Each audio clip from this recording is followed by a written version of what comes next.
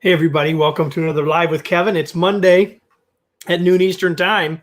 So that means it's time for me to be here with you. And I am excited to be with you today. We're talking today about the power and importance of questions for us as we work remotely.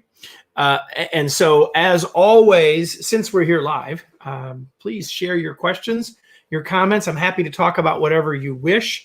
If you're watching this later and you have questions, please share them, and perhaps that's what we'll talk about next week as well. So please do, or I'll try to answer those questions later as I monitor these various channels. Whether you're with us on LinkedIn, whether you're with us on Facebook, whether you're with us on YouTube, we are glad that you are here. And again, if you've got questions or comments, please share them. If you are liking what we're doing, please tell us all of that too. And please, since you're here, just tell us where you're watching from. We'd love to know that as well. And if you don't know, I'm here in Indianapolis, Indiana. And today we are 1 week and 1 day from the release of our new book, The Long Distance Teammate. You see it up there in the corner as well. We're very excited about this book, and that's what I'm going to talk about a little bit today. Not the book specifically. You can learn more about it, get links to all the places where you can order a copy there at longdistanceteammate.com. As I said, the topic today is about the power and importance of questions for us as we work and lead remotely. I released a blog post this morning on keviniconberry.com that was about, for leaders, asking the question, are you asking enough questions? And I think many of us are not. And hello, Jody. So here's the thing. This is a question, the topic of questions matters to us as leaders, but that's not really where I'm coming at from this today. Today, I'm coming at this from the perspective of all of us, whether we're wearing our leader hat or whether we're wearing our hat of a team member. And by the way, if you're a leader, you also have a team member hat that you must wear at some points. So I really want to talk about this today from that perspective of how can we use questions differently or better when we're not all in the same place. See, some of the times we didn't have to think about it so much before. We were in the hallway, we saw people, we had an interaction, we stopped by their cubicle, we walked by them in the hallway, question came to us, we asked the question, and we had better context for what we were doing. And so that isn't always the case for us anymore, is it? And so we have to think through what we can do differently if we want to be more successful when we're working at a distance, which is one of the big ideas of the book. But specifically, I want to talk today about how this fits together in three specific ways. In the book, we introduce a model that we call the 3P model, and you can see it here. The 3 Ps are productivity, proactivity, and potential. I want to share those three with you briefly as it relates to questions today. And so here's the big idea of the 3P model, that when we as individual teammates are taking action on these three ideas, we'll be more effective. Okay. And so productivity is something that matters to us always, certainly as working remotely. There are new challenges for us to be productive. Oftentimes our leaders are wondering if we're being productive. We have new distractions to consider in order for us to be productive. And there are things that get in our way in that regard. I'll come back to that in a second. Proactivity is probably the single biggest thing from our experience and our research that is required of people to be more successful working remotely. We must be more proactive in understanding things, in asking questions, in knowing what's going on, in advocating for ourselves, in sharing our ideas and perspectives, and many other things. And the third P is potential. And the idea here is that every interaction we have and every choice that we make as a remote teammate has the potential for both short-term and long-term impact. And if we will stop to think about that and be more intentional about that, we have the chance to be more successful, not only for ourselves, but as a member of the team as well, right? And welcome to those of you from Iran and Spain. We're glad to have you here. And so that's the big picture. That's the idea of the 3P model. So let me talk about that model just a little bit in the context of questions. right? I would say there are some questions or some ways that we can use questions to be more productive. And that includes things like knowing what's going on. A lot of times it's hard for us to be most productive if we don't know what's going on. That doesn't mean getting in other people's business. It simply means knowing what's going on around us so we have a better context and we can put our work into that context so we can get more of the right things done. Productivity, more about getting the right things done, which also means that asking the right questions at a distance can help us prioritize our work better.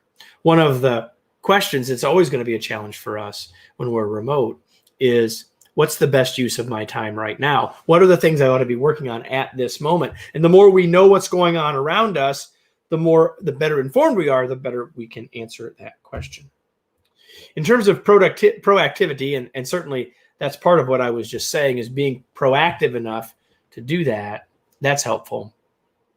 But the big thing I would say about proactivity and questions is that we need to make sure we understand what's expected of us and so that we can meet those needs. And so asking questions to better understand what's expected of us, what's better expected of our team, from our boss, from our teammates, from our internal customers, wherever that's coming from. And so a lot of times, if we don't ask, we don't know. If we don't know, we make bad choices inadvertently, unintentionally. And so being proactive in asking the right questions will help us know what's expected of us so we can be more successful in the short and in the long term. And if we ask questions effectively, and I'm going to give you some tips for doing that in a second, if we ask questions more effectively, we have the potential to use questions as a way to further and build and maintain our relationships. See, one of the things that happens when we are remote from others is that everything becomes more transactional, doesn't it? I mean, isn't it the case that we tend to move to asking someone a question, say, hey, I know you're busy. Let me ask you this question. Thanks for your help. I'll let you go. And there's no chance for relationship to build because we're just transacting the business. And we need to get past that if we want to ultimately have better success. Let me check the comments here and see what's come in. Also from Germany, Andreas, thank you. Welcome for being here. Thank you for being here. So let me give you some ideas. So what I've said so far is, hey, you ought to ask more questions, or you ought to ask different questions, or selling you on the idea that questions will help you be a more effective remote teammate. But what are some tips? So let me give you a couple of ideas. And again, feel free to tell me what you'd like me to say more about, whether it's about questions or not. Ask a question and we'll get you an answer. Okay. So let me simply talk this through with you in terms of some tips. Okay. So one of the tips that I would recommend is that we should ask questions expectantly. What do I mean by expectantly? Well, by expectantly, I mean that we should ask questions expecting that people have an answer and are willing to share an answer. I've so often seen people ask questions timidly, or in a way that they ask and then immediately apologize, or ask and then immediately move on, where they never even get the chance to get an answer.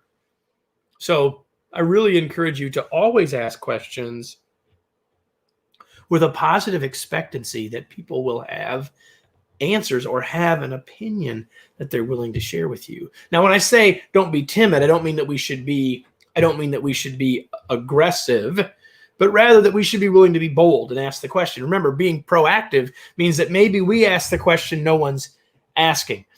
I am guessing that sometime in your life you've been in a training session where the trainer, someone like me, said, hey, if you're thinking of a question, you're likely not the only one thinking it. And trainers use that as a way to encourage people to feel comfortable enough to ask. And I will tell you that as a member of a remote team, that's very true. If you're thinking it, so is someone else, likely. And if you're willing to share the question and ask it expectantly, you have a much better chance of not only getting the answer for yourself, but helping everybody else at the same time. really a very positive thing. The next thing I would say is that we need to ask, of course, open-ended questions. And growing up, when I was taught about different kinds of questions, excuse me, I was taught that an open-ended question was any question that couldn't be answered with yes or no. And I would say that in reality, that's not maybe perfectly true, but really ask a question. But when I say asking open-ended, ask a question that encourages people, maybe even requires people to say more than a very short answer, that encourages true conversation. So those questions, open-ended questions, could be about the work, they could be about the priorities, they could be about expectations, or they could just be about someone else's weekend. And whatever that is, that's still very powerful as well. So ask expectantly, ask open-ended questions that give people the chance to interact with you. The third thing I would say is share your intention. And this one may be worth the time that you're spending with me, actually. So have you ever asked a question and had it come out wrong? Have you ever asked a question and have it come out in a way that you're pretty sure the other person misunderstood you? Probably from a negative perspective. So I'm going to encourage you to think about asking questions and sharing your intention. So if you're in a synchronous conversation, whether it's in a Zoom or Teams call or whatever, or whether you're on the phone, if it's synchronous, you have the chance to hear or see how people respond and maybe fix your question. Hey, let me ask it another way. Hey, the reason I'm asking is, and then share your intention. So the reason that this is so important is it's always important when we're to be more effective communicators with questions, but because we're working remotely and we have fewer interactions with people, the doing that well, making sure people don't mistake it, don't misunderstand our purpose, don't think that we're trying to be bossy, even though we're just peers, whatever that is, make sure that your intention is clear and be willing to share it if we're synchronous, if you sense that it's going sideways, or if you're sending it in an email, or even perhaps in an instant message of some sort, perhaps sharing your intention. Hey, I want to ask this question because I'm curious about XYZ. Now here's the question. So prefacing the question to set people up to understand what your purpose is. That because when people realize what our intentions are and that they are positive and for everyone's benefit, then we build trust as well as getting answers to questions. So it's really worth us thinking that through.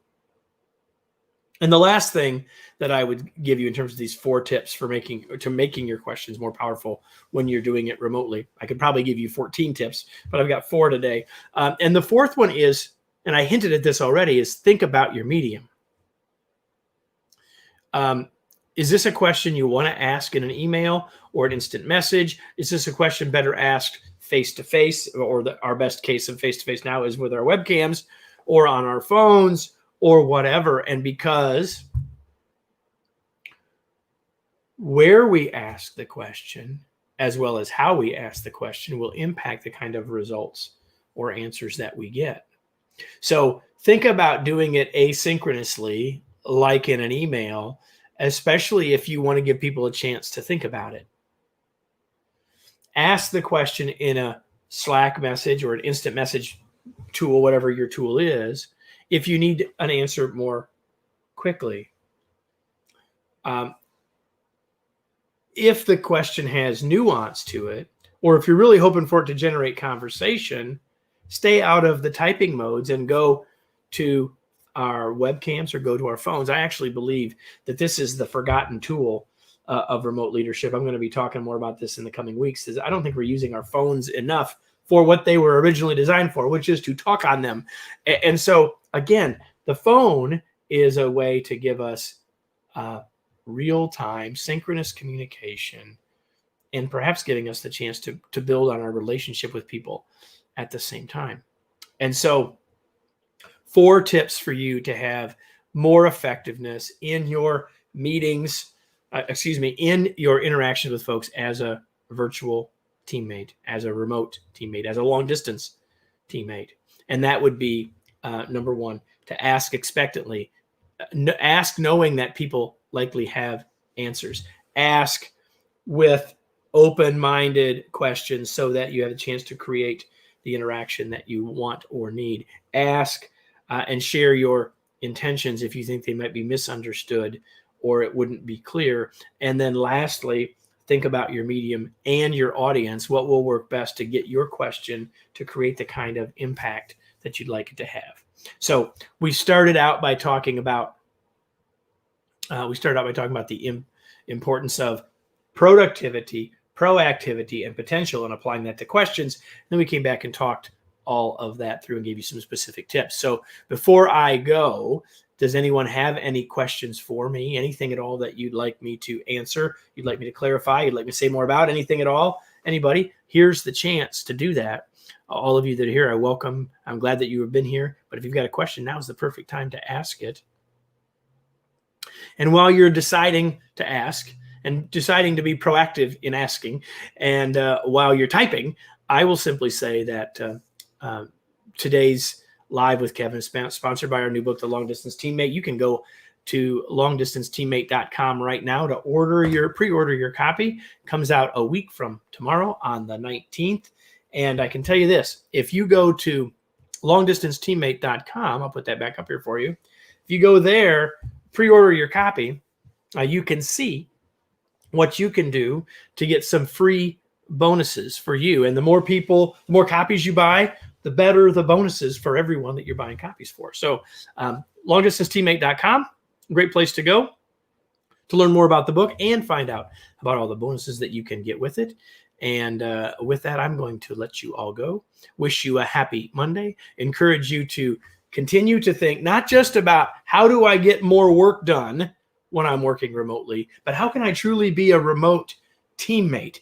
How can you, as the subtitle of the book says, how can you stay engaged and connected while working anywhere? And the questions and the ideas for the questions that we talked about today are ways that you can be more connected and you can be more engaged and you can create more of that for your teammates as well. Thanks, everybody, for being here. I'll see you next week right back here for another Live with Kevin. Thanks, everybody.